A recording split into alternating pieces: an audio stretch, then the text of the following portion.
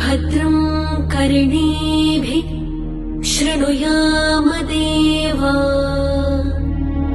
भद्रं पश्येमाक्षभिर्यजत्राः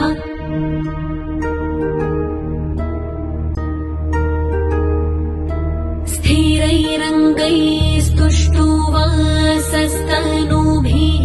व्यशेम देवहितं यदायुः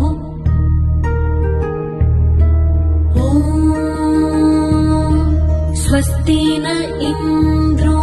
वृद्धश्रवाः स्वस्ति न पूषा विश्ववेदाः स्वस्ति नस्तार्क्ष्यो अरिष्टनेमि स्वस्ति नो बृहस्पतिर्दधातु ॐ शान्ति शान्ति शान्तिः।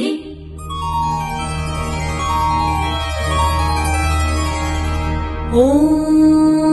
नमस्ते गणपतये त्वमेव प्रत्यक्षं तत्त्वमसि त्वमेव केवलं कर्तासि त्वमेव केवलं धर्तासि त्वमेव केवलं हर्तासि त्वमेव सर्वं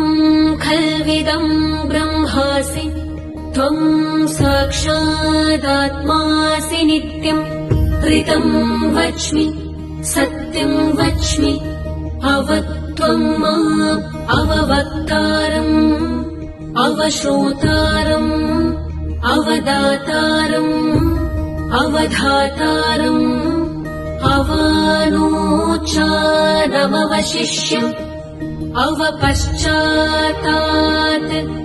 अवपुरस्तात् अवोत्तरातात् अवदक्षिणातात् अवचोर्ध्वातात् अवधरातात् सर्वतो मां पाहि पाहि समन्तात् त्वं वाङ्मयस्त्वं चिन्मय त्वं आनन्दमयस्त्वं ब्रह्ममय त्वं सच्चिदानन्दाद्वितीयोऽसि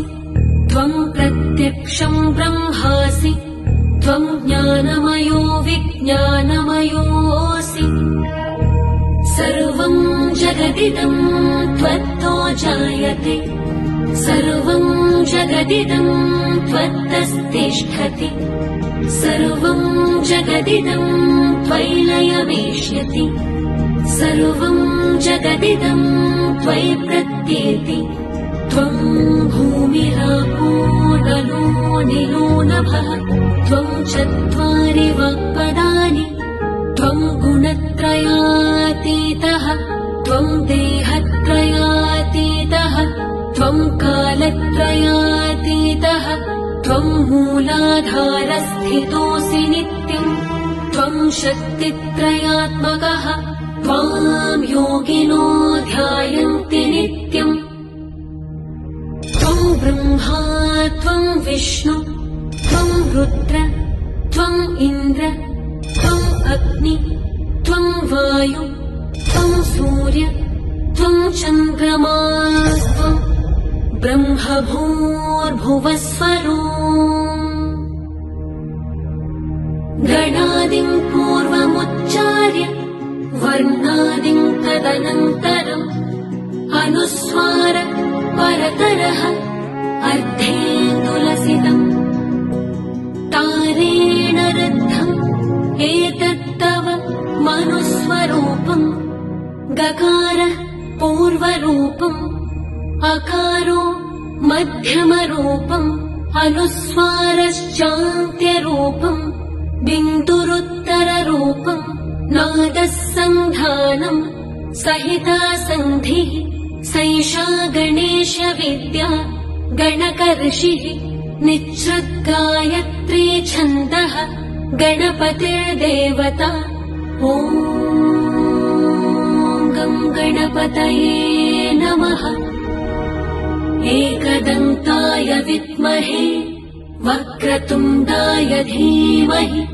तन्नोदन्ति प्रचोदयात् एकदन्तम् चतुर्हस्तम् पाशमङ्कुशधारिणम् रदम् च वरदम् हस्तै बिभ्राणम् मूषकध्वजम् रक्तम् लम्बोदरम् शूर्पकर्णकम् रक्तवाससम् रक्तगन्धानुयुक्ताङ्गम् रक्तपुष्पैः सुपूजितम् भक्तानुकम्पितम् देवम् जगत्कारणमच्युतम् आविर्भूतम् च सृष्ट्यादौ प्रकृते पुरुषात् परम् एवम् ध्यायति यो नित्यम् स योगी योगिनाम् वरः नमो व्रातपतये नमो गणपतये नमः प्रमथपतये नमस्ते अस्तु लम्बोदरायैकदन्ताय विघ्ननाशिने शिवसुताय श्रीवरदमूर्तये